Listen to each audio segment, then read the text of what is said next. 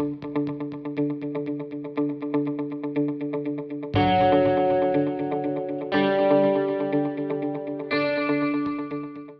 a todos y a todas, bienvenidos, bienvenidas a nuestra clase sobre seguridad social, donde vamos a dar continuidad en este interesante tema que estamos discutiendo en estas clases destinadas al pregrado, el primer contacto con respecto a la temática de seguridad social. En la clase pasada habíamos conversado sobre regímenes de financiamiento de la seguridad social, donde nosotros discutimos exactamente cómo podemos llegar a financiar este contenido prestacional cuyo obligado principal es el Estado, considerando que la seguridad social es un derecho fundamental de segunda generación o dimensión de los derechos fundamentales. En aquella oportunidad pudimos conversar sobre cómo llegamos a tener un equilibrio financiero y actuarial. Vimos también cuáles son las clasificaciones en materia de financiamiento de la seguridad social según la fuente, a través de un sistema de reparto, de capitalización parcial colectiva o de capitalización individual, según el número de intervenientes, o sea, según el número de personas que interactúan dentro de un sistema de seguridad social, Estado, empleador y trabajador. ¿Quiénes son aquellos que aportan al sistema? Podrían ser entonces clasificados según el número de intervinientes como unipartito, bipartito o tripartito. Y por fin, vimos sobre la presencia o no de cotizaciones directas, donde puede ser el principal recurso que va a llegar para financiar los sistemas de seguridad social originarios de cotizaciones de estos actores, principalmente hablando del empleador y del trabajador, o puede ser un sistema de seguridad social financiado de una forma no contributiva, donde el Estado, a través de su erario público, va a hacerse cargo de todas las prestaciones en materia de seguridad general, es decir, previsión social, salud y asistencia social. En un caso como ese, obviamente, debemos tener en cuenta que, claro, que todos nosotros como sociedad estaremos aportando a este sistema de seguridad social, pues por medio de la tributación indirecta, nosotros estamos participando del erario público y esto está siendo utilizado para financiar la seguridad social. Y en nuestra clase de hoy lo que nosotros vamos a discutir es exactamente la configuración del derecho a la seguridad social en la Constitución chilena de 1980. Pero para poder llegar entonces a la comprensión de la forma como está configurada la seguridad social en la Constitución de la República de Chile de 1980, nosotros debemos pasar primero al plano internacional, porque es relevante en materia constitucional por el hecho de que cuando lleguemos a algunos tratados internacionales o la Convención Americana, por ejemplo, que son documentos ratificados por nuestro país, compone eso el bloque de constitucionalidad en la configuración de este derecho fundamental de segunda generación o dimensión de derechos fundamentales. Por ende, la configuración de cómo está hoy en la Constitución del 80 también pasa por ahí. Y claro, si nosotros tenemos también dudas y somos partícipes como país en estos instrumentos internacionales, y aunque no tenga un carácter obligatorio, tenemos algunas declaraciones de derechos humanos que también van a influenciar como soft law en la forma como nosotros vemos, entendemos, interpretamos y, obviamente, formulamos políticas de gobernanza en materia de seguridad social. Por eso debemos partir de más a menos, del plano internacional al plano nacional, para llegar a esta configuración completa y comprender entonces cuáles son todos los contornos del derecho a la seguridad social en nuestro sistema chileno. Hay que tener ojo que si estamos mirando desde una lógica de derechos humanos a través de instrumentos internacionales en la tutela de derechos humanos, tenemos que entender que para las Naciones Unidas los derechos humanos son estas condiciones de la existencia humana que permiten al ser humano, al individuo, desenvolverse y utilizar plenamente sus dotes de inteligencia y de conciencia en orden a la satisfacción de las exigencias fundamentales que le impone su vida espiritual y natural. el objetivo de la existencia y la discusión en el plan internacional de los derechos humanos es exactamente la lucha por alcanzar la justicia social. En este caso, aunque ya habíamos conversado sobre algunos instrumentos internacionales en materia de seguridad social, aquí cabe un buen recuerdo para poder llegar a la comprensión completa de cómo la seguridad social está configurada hoy día en nuestra Constitución y también qué aspectos en materia de derechos humanos debemos tener claridad a la hora de la interpretación, aplicación y formulación de políticas públicas en esta área de gobernanza del Estado en seguridad social para poder tener una aplicación completa y coherente del derecho a la seguridad social. Partamos entonces por la Declaración Universal de los Derechos Humanos, que en su artículo 22 va a decir que toda persona, como miembro de la sociedad, tiene derecho a la seguridad social y a obtener, mediante un esfuerzo nacional y una cooperación internacional, habida cuenta de la organización y los recursos de cada Estado, lo que está asociado con lo que habíamos conversado en el inicio de la clase anterior, la satisfacción de los derechos económicos, sociales y culturales indispensables a su dignidad y al libre desarrollo de su personalidad. Pasando ahora entonces para lo que es la Declaración Americana de los Derechos y Deberes del Hombre de 1948, también con esta característica de soft law,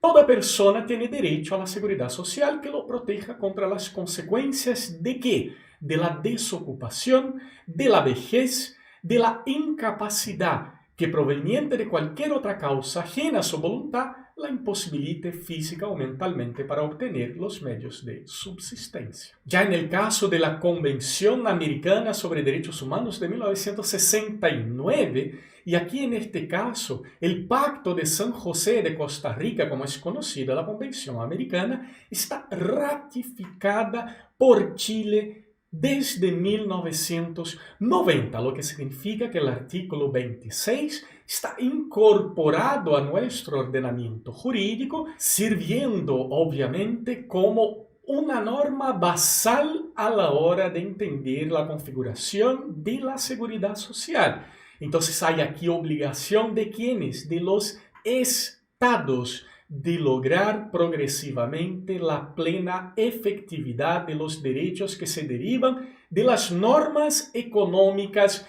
y sociales. Y el protocolo que complementa el Pacto de San José de Costa Rica en su artículo 9 va a decir que reconoce el derecho de toda persona a la seguridad social, es decir, el derecho de toda persona, independiente de su calidad de ciudadano dentro de cualquier país, a tener acceso a prestaciones en materia de seguridad social, lo que comprende previsión, lo que comprende salud, lo que comprende asistencia social obviamente mucho más residual en el caso de que esta persona no tenga entonces derecho a lo que sería esta prestación en base a la previsión social. Y también siendo parte de nuestro ordenamiento jurídico por haber sido ratificado por Chile el año 2009, están las determinaciones del Pacto Internacional de Derechos Económicos, Sociales y Culturales, que en su artículo 9 va a decir que los estados parte en el presente pacto reconocen el derecho de toda persona a la seguridad social, incluso al seguro social. Asimismo, el pacto establece las obligaciones que contraen los estados para adoptar medidas hasta el máximo de los recursos de que disponga para lograr progresivamente por todos los medios apropiados, inclusive en particular la adopción de medidas legislativas, la plena efectividad de los derechos reconocidos en este Pacto Internacional de Derechos Económicos, Sociales y Culturales. Más allá, la resolución sobre seguridad social de la 89ª Conferencia Internacional de la OIT del año 2001 ratificó que la seguridad social es un derecho humano fundamental y un instrumento esencial para crear cohesión social. Y es así como debemos comprender la seguridad social, como un instrumento esencial para poder crear cohesión social. Y de ese modo, la seguridad social contribuye a garantizar la paz social y también la integración social. Tenemos aún dos documentos importantes en la OIT. Uno de ellos ya había sido comentado por nosotros, que es el Convenio 102 de la Organización Internacional del Trabajo del año 1952, que representa la norma mínima en materia de seguridad social, que aunque no está ratificado por Chile, nosotros obviamente dentro del principio de universalidad objetiva, estamos cubriendo todas las contingencias previstas aquí en este convenio número 102 de la OIT. Otro documento importante en ese sentido, mucho más moderno de lo que es el convenio 102, es la recomendación número 202 de la OIT sobre los pisos de protección social. Tienen esta característica de soft law, obviamente porque los países no ratifican recomendaciones, como habíamos ya conversado, en las propias clases sobre fuentes en materia de seguridad social y fuentes también en materia de derecho del trabajo. Sin embargo, si vamos a observar la recomendación 202 de la OIT, ahí sí nos damos cuenta de cuán lejano estamos nosotros con respecto a un sistema ideal en materia de seguridad social, principalmente, y como vimos y comentamos también en la clase pasada, porque esta recomendación, aparte de dar la obligación del Estado de ser aquel prestador en materia de seguridad social, también tiene la recomendación de que los sistemas de seguridad social deberían ser financiados de forma tripartite y de forma solidaria, algo que es muy distante, muy ajeno a lo que es nuestro sistema de capitalización individual en materia de pensiones, conformando esta zona gris de nuestra seguridad social, esta zona extraña en materia de seguridad social, porque parece ser el bicho raro que no comparte los otros principios basales que son los cimientos de la seguridad social y que pertenecen a la lógica de salud, a la lógica de asistencia social, también considerando todos los problemas en materia de salud y que vamos a tener la oportunidad de conversar sobre eso en la parte específica donde estudiaremos el derecho a la salud en Chile. Y aquí obviamente ustedes que están estudiando el derecho a la seguridad social lo saben a la perfección, pero cabe un recuerdo simplemente a título de hacer con que esta materia sea bastante sistemática y comprensible. Los derechos humanos, aquí apoyándonos en Gregorio Robles, no gozan, acuérdense, si vemos eso desde una perspectiva de derechos humanos del ámbito internacional, estos derechos no gozan de protección por acciones judiciales. Por esto, algunos consideran que serían normas morales. Nosotros no vamos a entrar aquí en esta discusión, pero vamos a aclarar que a partir del momento en que hay la constitucionalización de uno de estos derechos humanos, ellos pasan a la categoría de derechos fundamentales. Entonces, aquí sí existe la garantía procesal, que es una característica que todos los derechos tienen dentro del ordenamiento jurídico de ser un derecho subjetivo. En la lógica de Robert Alexi, poner a alguien en una posición jurídica de exigir de otra u otras personas la prestación de aquel derecho garantizado dentro del sistema jurídico nacional. Entonces, aquí en este caso, nosotros debemos ver, obviamente, el derecho a la seguridad social, porque está consagrado en nuestra Constitución como un derecho fundamental, gozando entonces de toda tutela procesal existente para la garantía de estos derechos fundamentales, dependiendo del ámbito en que nosotros vamos a tener que accionar estos recursos procesales para hacer valer nuestro derecho a seguridad social. Antes de pasar a la discusión de la configuración del derecho a la seguridad social en la Constitución del 80, vamos a hacer un paseo por la Constitución de Chile de 1925, porque yo considero fundamental que tengamos claridad hacia dónde apuntaba la Constitución de 1925, donde los constitucionalistas demuestran que Chile avanzaba en dirección a la construcción de un verdadero Estado social y democrático de derecho, que en esta época aún estaba bastante embrionario, sin embargo que en esta evolución cronológica de nuestra historia constitucional podría haber perfectamente alcanzado la configuración de esta forma de Estado social y democrático de derecho con sus reflejos, sus repercusiones en la teoría de los derechos fundamentales. Siguiendo aquí como a nosotros mucho nos gusta Ernst Wolfgang Bekenfeld en sus escritos sobre derechos fundamentales. Y claro, también la teoría italiana que hace una vinculación entre la forma de Estado y la teoría de derechos fundamentales. Sin embargo, y como nosotros tenemos también claridad, este camino hacia una forma de Estado social y democrático de derecho fue interrumpido exactamente por los hechos nefastos ocurridos a partir de 11 de septiembre de 1973, cuando nuestro país fue golpeado por una dictadura militar que instaló una serie de pilares constitucionales posteriores con una constitución que fue declarada así ilegítima y que hasta hoy está de pie con todos estos pilares construidos en la época de dictadura.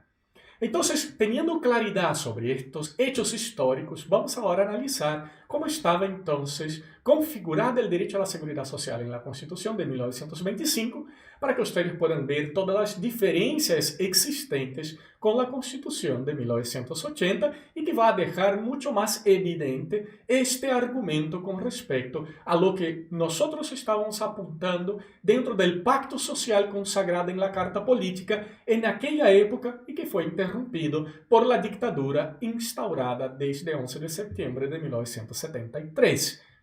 En la Constitución de 1925, ya con la reforma constitucional también del año 1971, el artículo 10, número 16, configuraba el derecho a la seguridad social así. El artículo 10 va a decir, asimismo, la Constitución asegura a todos los habitantes de la República el derecho a la seguridad social. Punto. El Estado adoptará todas las medidas que tiendan a la satisfacción de los derechos sociales, económicos y culturales, es decir, el Estado adoptará todas las medidas para la satisfacción de todos los derechos de segunda generación o dimensión de derechos fundamentales, que son necesarios para el libre desenvolvimiento de la personalidad y de la dignidad humanas, para la protección integral de la colectividad y para propender a una equitativa redistribución de renta nacional. El papel del Estado aquí era bastante más claro y el papel apuntado en la configuración del derecho fundamental a la seguridad social también apuntaba mucho más a lo que es deseado hoy día en el ámbito internacional. La ley deberá, ojo en el verbo, mandamiento, cubrir especialmente los riesgos de pérdida, suspensión o disminución involuntaria de la capacidad de trabajo individual, muerte del jefe de familia o de cesantía involuntaria, así como el derecho a la atención médica preventiva, curativa y de rehabilitación en el caso de accidente, enfermedad o maternidad y el derecho a prestaciones familiares a los jefes de hogares. Entonces, incluso estaba tratado en el mismo artículo 10, número 16, la parte de pensiones y la parte de salud, porque todo eso es la configuración de la seguridad social y el hecho de estar tratado separadamente en dos incisos diferentes en nuestra actual Constitución del 80 aún genera dudas sobre una parte de la doctrina que termina por afirmar que la salud no es parte de la seguridad social, confundiendo el concepto de seguridad social con el concepto de previsión social, la única parte de pensiones. Dice además que el Estado mantendrá un seguro social de accidentes para asegurar el riesgo profesional de los trabajadores. Y que es deber, de nuevo, un mandamiento para el Estado velar por la salud pública y el bienestar higiénico del país. Deberá destinarse cada año una cantidad de dinero suficiente para mantener un servicio nacional de salud. No teníamos aún este servicio de salud dual, el sistema de salud dual como tenemos hoy día configurado, que es mucho más una modalidad de libre elección, parte de una clasificación latinoamericana de un sistema dual, como ya tuvimos la posibilidad de comentar y que obviamente vamos a profundizar en el análisis del sistema de salud chileno. Si pudiésemos entonces desmenuzar todo lo que está dentro del artículo 10, número 16 de la Constitución de 1925, tenemos la imposición del deber para el Estado de adoptar todas las medidas en la satisfacción de los derechos económicos, sociales y culturales, es decir, los derechos de segunda generación o dimensión de derechos fundamentales. Esto es muy compatible con la lógica del Pacto Internacional de Derechos Económicos, Sociales y Culturales porque estaba en boga Este pacto y también el Pacto de Derechos Civiles y Políticos, ambos promulgados en 1966,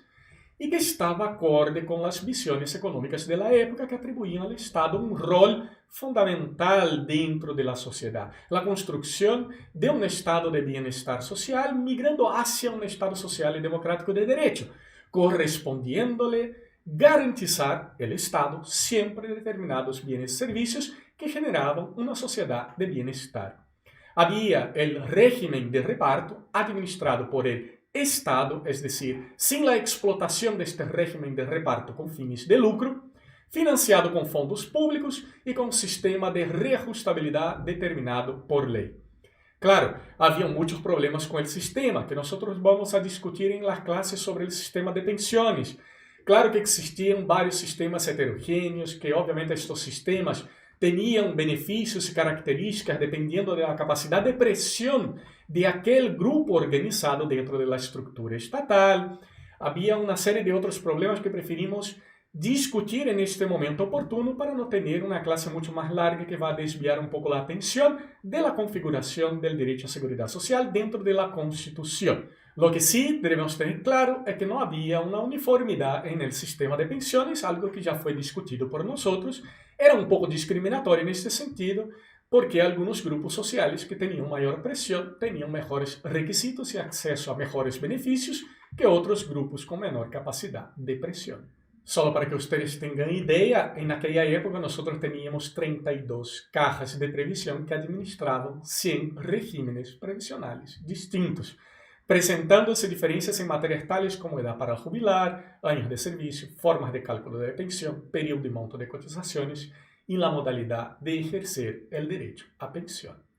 Obviamente era necesario un sistema de pensiones que fuera reformado, pero obviamente no pasar una aplanadora encima de lo que ya estaba construido con el sistema de reparto para implementar una lógica dentro del sistema de pensiones vinculado a lo que es hoy el sistema de capitalización individual, con resultados que obviamente fueron muy fantasiosos a la época de la presentación a la Junta de Gobierno Militar y que hasta hoy efectivamente no ha presentado ningún número interesante para justificar la mantención de este sistema de capitalización individual en Chile. Y para poder entender aquí cómo está configurado entonces y cuáles fueron las discusiones que llevaron a la nueva configuración del derecho a la seguridad social en la Constitución chilena de 1980, que está de pie hasta los días de hoy con todos los pilares ideológicos de aquella época de la dictadura militar, nosotros vamos a tener que recurrir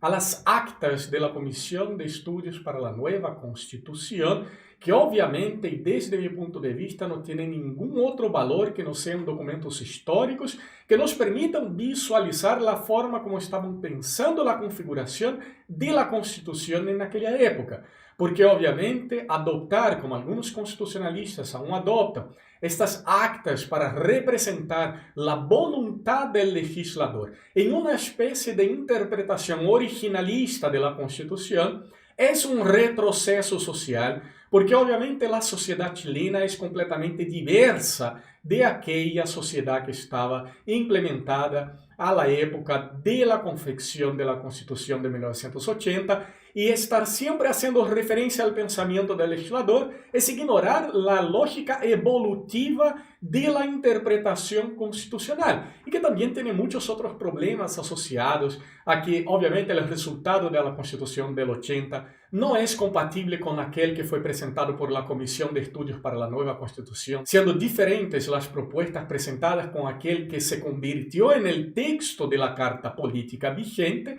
y también todos los problemas de legitimidad por ser una constitución otorgada en época de dictadura, que obviamente no vamos aquí a estar discutiendo estos puntos. Cuando vemos entonces lo que estaba siendo discutido por la Comisión de Estudios para la Nueva Constitución, había una tesis para superar la situación imperante, discriminatoria y diversificada que había en el sistema de pensiones y restringir también el Estado a una labor subsidiaria. De ahí que algunos de estos constitucionalistas siguen insistiendo que el principio de subsidiariedad es parte de nuestro sistema constitucional. La idea fundamental alrededor del concepto de seguridad social principalmente en la parte de pensiones, establece que el Estado debería garantizar el acceso a prestaciones básicas, reconociendo a los particulares una libertad para buscar sobre dicho mínimo otras opciones en el mercado, rechazándose expresamente la posibilidad de establecer un sistema estatal único. A partir de estos documentos, y yo creo que aquí cabe muy bien la lectura de esta opinión de Sergio Díez en la Comisión de Estudios para la Nueva Constitución, afirmó Sergio Díez que es mejor hablar de que la Constitución asegura a todos los habitantes el derecho a la seguridad social,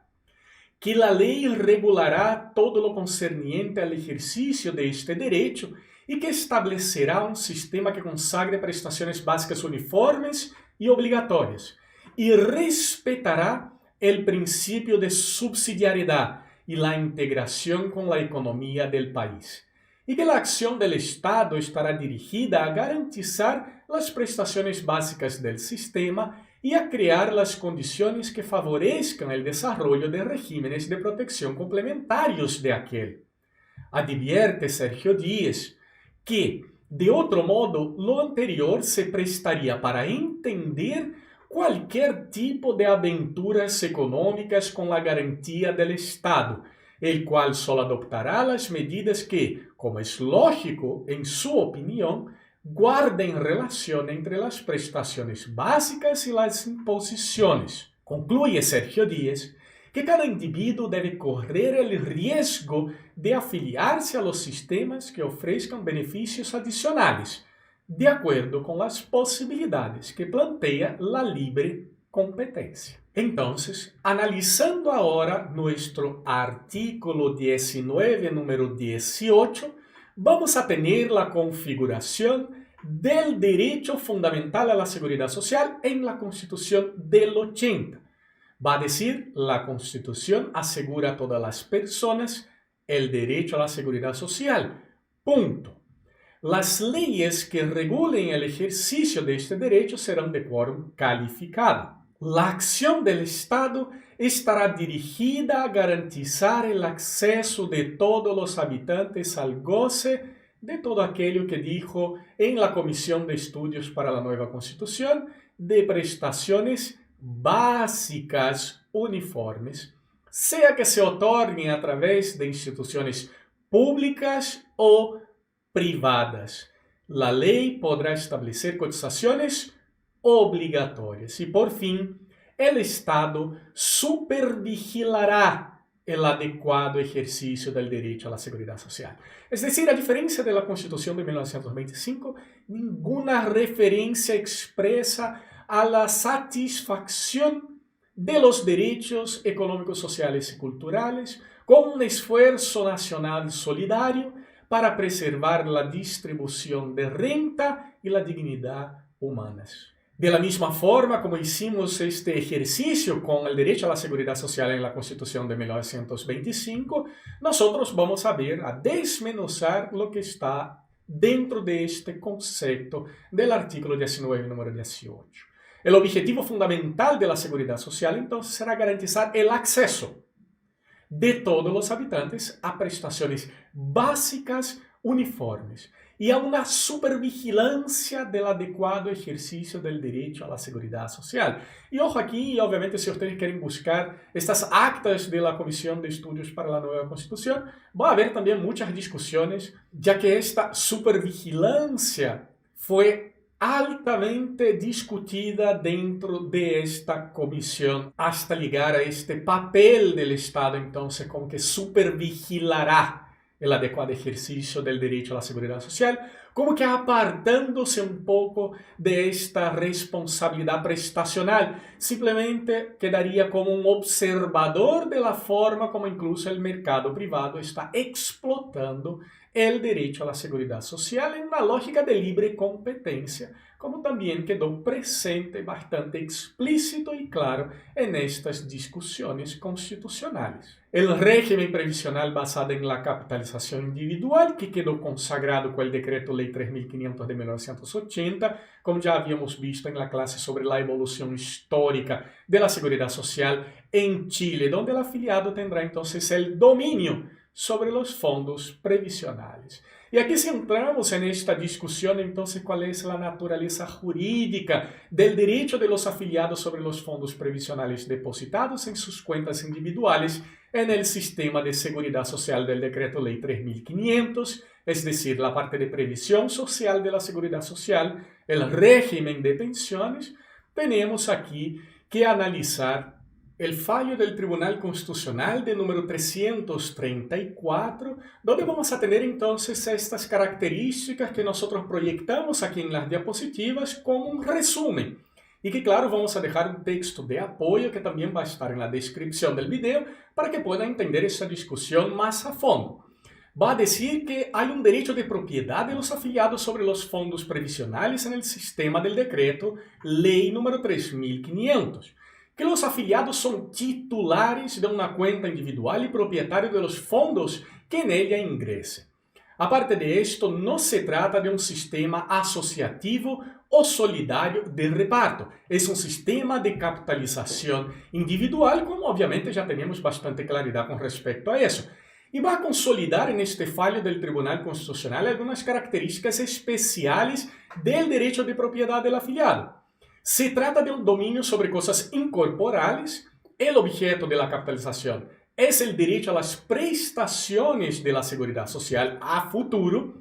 propiedad sobre las cotizaciones obligatorias, aportes voluntarios y ganancias que de esta inversión se obtengan. Hay una diferencia entre privación y limitación del dominio que va a ser discutido en este fallo para poder entender las características especiales del derecho de propiedad del afiliado. Esta propiedad tiene además una finalidad específica, que es generar pensiones. Respecto aún de las prestaciones futuras, no existe una mera expectativa, sino un derecho incorporado al patrimonio del afiliado. El hecho de que el afiliado no pueda disponer de inmediato de sus valores no le quita la característica de propiedad, siendo esta una limitación basada en la función social de la propiedad. Por eso se hace una limitación al dominio, obviamente no una privación del dominio, porque esta propiedad tiene una finalidad específica